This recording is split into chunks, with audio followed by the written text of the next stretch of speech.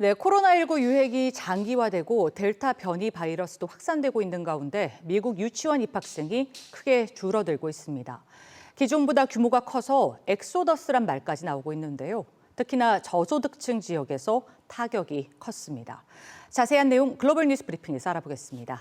자, 금창호 기자, 엑소더스란 뜻은 대규모 탈출을 의미하죠. 얼마나 컸길래 이런 얘기까지 나올 정도로 지금 상황이 심각한 건가요? 네, 일단 지난해 미국 유치원 입학생 규모가 크게 줄었는데요. 네. 이 코로나19가 유행한 이후에 유치원 수업에 나타나지 않은 어린이가 100만 명이 넘었습니다. 맞네요. 특히 그렇습니다. 이 저학년 학생들은 34만 명 이상 입학 규모가 급감했습니다. 이 저소득층일수록 상황이 더 심각했는데요. 이 4인 가족의 연평균 가구 소득이 4천만 원 이하인 지역은 입학생 감소 규모가 전국 평균에 비해 28% 더 컸습니다.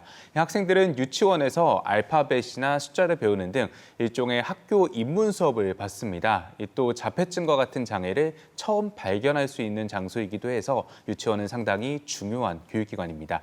이 저소득층과 유색인종 가정의 학부모들은 자녀를 학교에 보냈을 때 코로나 감염이 가장 걱정된다고 말하는데요. 이 어린 학생들을 조금이라도 더 유치원으로 돌아오게 하려면 실효성 있는 방역 대책이 반드시 필요해 보입니다. 네, 적기에 필요한 교육들을 좀 놓치지 않도록 어떤 방안들이 필요할 것 같습니다. 자, 다음 소식 한번 보죠. 미국 대학들이 위조 백신 증명서 때문에 골머리를 앓고 있다. 이건 또 어떤 얘기인가요? 네, 아까 또 잠깐 말씀하셨지만 최근 코로나19 이제 델타 변이 바이러스가 많이 퍼지면서 이 백신 접종 증명서를 내야 대면 수업이 수강이 가능한 대학이 좀 많이 늘었습니다. 네. 이런 대학이 미국에서 최소 664곳으로 파악이 되고 있는데요. 그런데 저희도 여러 번 전해드린 적이 있습니다만 이러한 조치에 반발하면서 백신 접종을 거부하는 학생들 많았습니다. 결국 위조 백신 증명서를 찾는 사람이 생기고 관련 사업도 성행하고 있습니다.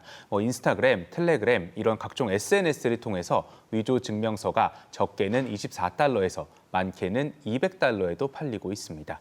인터넷 커뮤니티와 SNS에는 대학생들의 문의도 많은 상황입니다.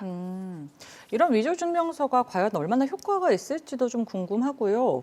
대학 자체에서는 이를 좀 감별해낼 수 있는 어떤 시스템이 없습니까? 네, 아무래도 이런 것들이 좀 많다 보니까 대학들 나름대로 학생들의 백신 접종 증명서를 확인하고 있습니다. 네. 노스캐롤라이나 대학 등 몇몇 대학들은 이 증명서 검사를 주기적으로 하고 증명서가 가짜로 확인되면 징계를 한다고도 밝혔습니다. 하지만 실효성에는 의문이 많이 제기가 되는데요.